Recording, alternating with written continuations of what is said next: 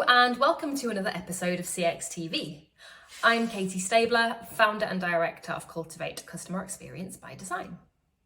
Now in today's episode, we're going to talk for just a little bit about customer service. Now customer service is a really interesting topic in the world of CX because some people think that customer service is customer experience. It isn't. Customer experience starts at the very first time your customer has any knowledge of you. The first time they hear about you or see you, the first impression is made, all the way through their experience until finally they exit, until for whatever reason they are no longer your customer. Customer service is dotted often along that journey. Now, although customer service alone isn't customer experience, it is a significant part of customer experience, and it's often one of the most emotive aspects of customer experience. So why am I talking about it today? Well, at the beginning of every year, there's a load of research that comes out that tells you what's what in the world of CX, and Qualtrics shared some really interesting research in that a customer will find good customer service more important than a low price product or service. Let me just say that again. A customer, for them, it is more important to know that they can get a good customer service than it is for a lower price. People are willing to pay more for good customer experience.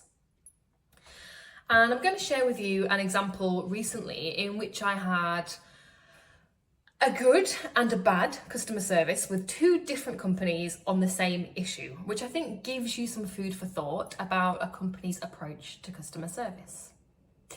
So, in the first example, in the whole scenario, let me just start there.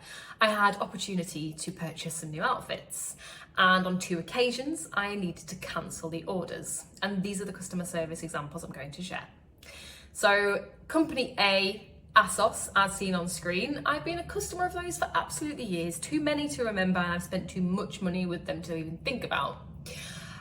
It was just before New Year, but I wanted a dress for New Year's Eve, purchased some outfits, paid for next day delivery as I always do. The order came, but with a dress missing. Not a problem, I like the other dresses, that was fine. But after New Year, I went online to find out what had happened.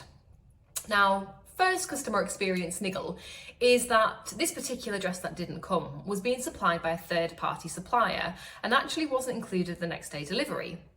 Now, I am so used to next day delivery with this company and so used to never having a problem. I certainly didn't notice any kind of notification which told me up front that that particular item was not going to be included the next day delivery. So perhaps that needed to be clearer. But I checked the system and saw that the dress hadn't been dispatched yet. So I thought, great, I'll cancel the order. It'll save me the faff of having to return it, and surely it will save them the cost of any resource. That means the logistics of receiving the return package, quality assuring it, and putting it back on the shelves. If only it was that easy. So I looked at the policy and saw that actually there was only 6 minutes to cancel an order. 6 minutes seems a little bit tight, but fair enough. Do you know what? It might have been 6 hours, so let's not discredit them at that. Anyway, I was way over the cancellation timeline, but I thought I'd still check. So I got in touch with an agent on live chat, and they told me unequivocally, no, you've missed your cancellation time and just return it if you don't want it. Now, I knew I could do that, but again, I wanted to save myself some time and, maybe save them the resources. Pretty much said that to the agent, and again, unequivocal, computer says no, you've passed the time to cancel, you're going to receive your order, just return it. Okay. So, didn't really give it a second thought. And I returned the item, of course. A couple of months later, needed to buy a new dress. It was for a wedding, in fact. I found some lovely sage green, wonderful dresses from a company called Lavish Alice, a company that I'd never purchased from before. I purchased the dresses excitedly, told my friend, to which point he responded, you can't wear that colour, that's what the bridesmaids are wearing.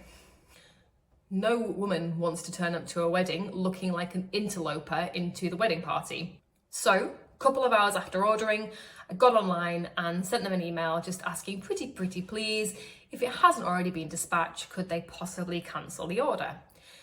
To which I got a response pretty quickly saying they were ever so sorry, the order has been passed to the warehouse, but this particular customer service agent is going to do her very best to get in touch with the warehouse and see if she can stop the order. Great, that's all I asked, just that they would try.